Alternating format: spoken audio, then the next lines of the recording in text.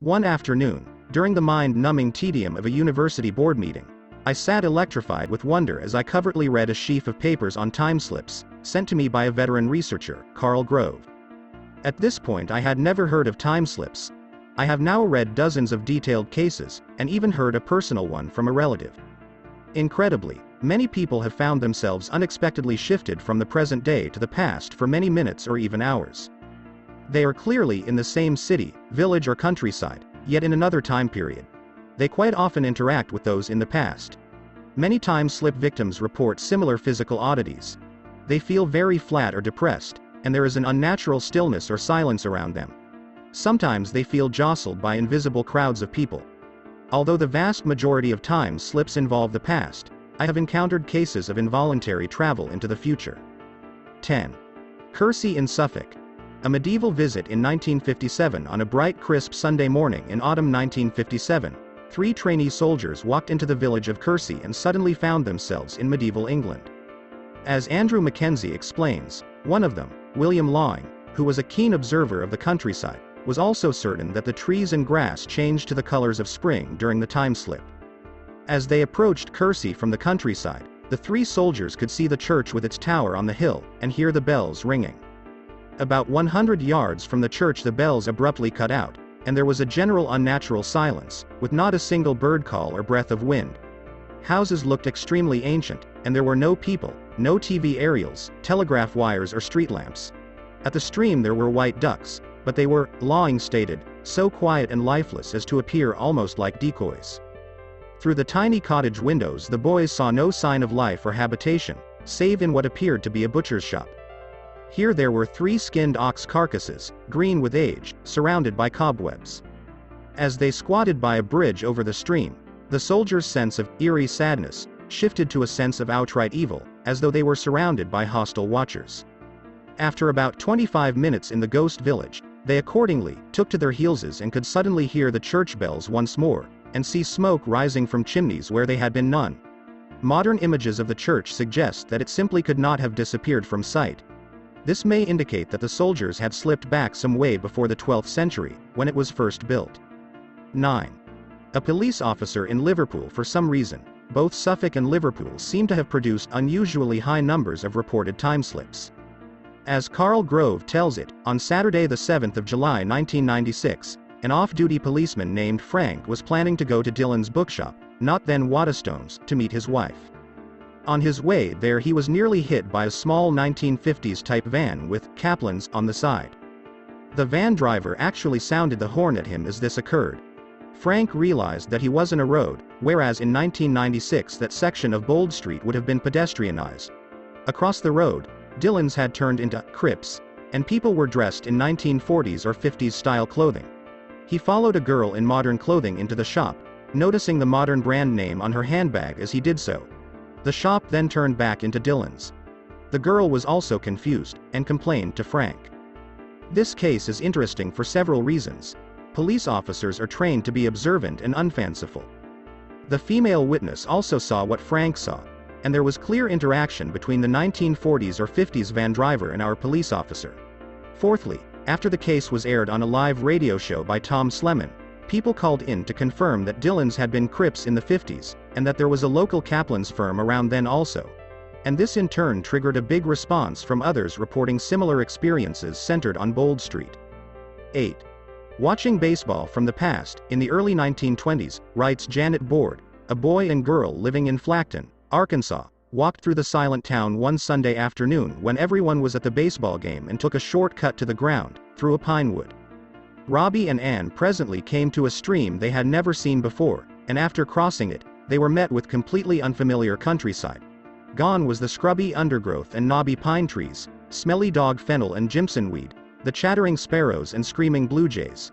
Along with the strange silence reported by those soldiers in 1957, the pair also felt a kind of dreamy languor as they walked on, hand in hand. All the vegetation looked different, whilst ferns were dozens of times larger than the ones they usually saw in bogs. On reaching a small rise they saw, off in the distance, the ball diamond and our friends. They could hear voices from the game, but these sounded tinny and disembodied. Ann and Robbie watched the game until it ended, and presently recrossed the unfamiliar stream. When they looked back, the dream world had vanished. Notice that here, those within what seems to be a time slip are also looking forward, into the expected scenery of their own time. 7. 5 Lost Hours. In her book Time Storms, Jenny Randall gives the 1973 account of Paul, then 21 years old. At around 2 a.m. he was driving home from a dance, passing through the English Midlands village of Little Houghton. He had drunk very little, knowing he had a long drive home. Just after passing the church clock, he lost all sense of time, and presently found himself on foot at Bromham, many miles away. His car was gone. He was soaking wet, though it was not raining, and it was now 7 a.m. A friend helped him find his car, which was now in a muddy field near Turvey, about 15 minutes' drive from Little Houghton. The gate into the field was locked, and there were no tire tracks in the mud. If it is argued that Paul merely had a blackout or was in some kind of fugue state, the location of the car and absence of any accident would remain very hard to explain. Many similar versions of this experience have been reported, and a man named Paul Rainbow had one in Little Houghton in 1988, which involved a sudden motorcycle failure, a strange egg-shaped white glow in the next field, and that familiar descent of total silence. He seemed to lose an hour and a half in moments. We are clearly in some very strange territory here. But in both cases the witnesses effectively traveled forward in time. 6. Wuthering Heights. In summer 1959, writes Richard Davis, the British actor Alan Helm was working in a theatre in Bradford, not far from the famed Bronte village of Haworth. Before performances, Helm liked to walk out on the moors which inspired Emily Bronte's Wuthering Heights. He had done this walk many times in the past 4 years. One fine day he strode out, reaching the ruin known as Top Within's around lunchtime. Here he saw a man in a deerstalker hat with a shotgun. When the man disappeared, Helm went toward the ruin to look for him. On his way, he suddenly found himself looking down at a big Georgian farmhouse. He ran down, knocked on the door, and peered into the windows to see a table set for lunch. He could smell pigs and hear cattle, but when he entered the barn it was empty. Looking back up toward Top Within's, he found that it had vanished. He briefly saw the deerstalker man once more, and now, badly spooked, more or less ran back to Haworth. During this experience Helm had checked his watch and found it stopped, at 1:45 p.m. Just before curtain up he checked it again, as of long habit, and saw that it was telling the right time, 5:45, although he had not rewound it. If you have never been to Top Within's, do look at maps and images. The ruin is the only building in sight at this formidably remote spot. 5. Fast forward. Chile, 1977. Jenny Randalls recounts a very different military training exercise from Cursi, occurring in Chile on the 24th of April 1977. A small unit of soldiers is on a training exercise. That night they camp on a plateau at Pampa Luscuma, 12,000 feet above sea level. Their commander is Corporal Armando Valdez. Just before 4 a.m., a soldier named Rosales sees something strange. He calls Valdez. Coming toward them down the mountains are 2 violet lights. The ground underneath is glowing oddly. Perhaps these are flares, a mock attack. Valdez wakes the others, and at 4:15 he goes to investigate what is now one large glow on the hillside, a few hundred yards away. The soldiers crouch behind a wall and cover him.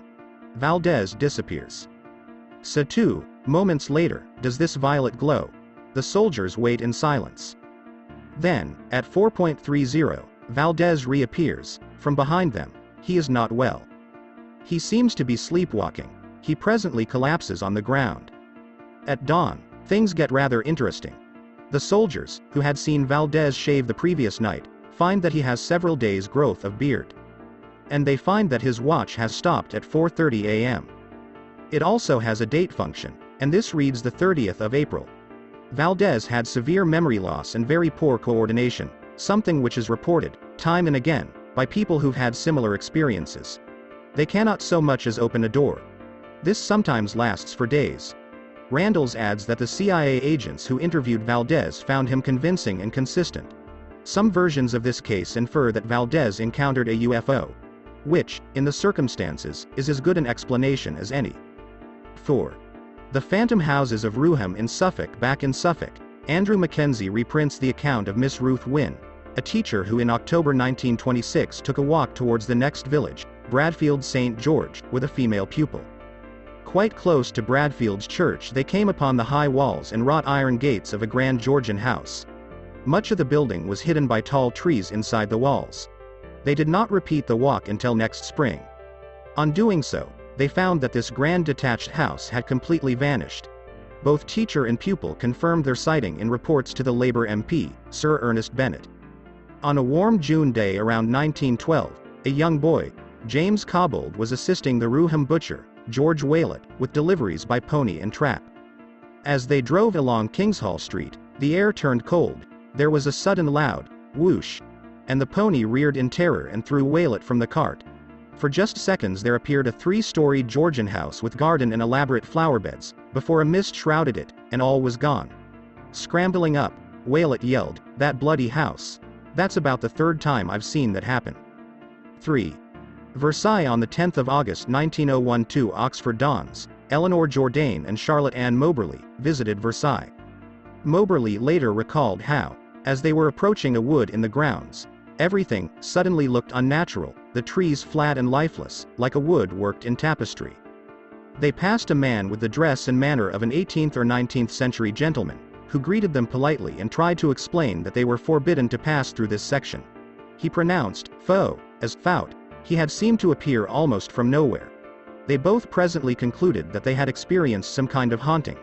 They also found that the 10th of August 1792 was the day on which Versailles had been sacked during the Revolution. Jourdain made another visit on the 2nd of January 1902.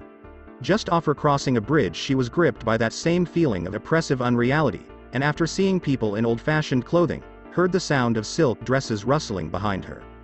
She turned and saw no one.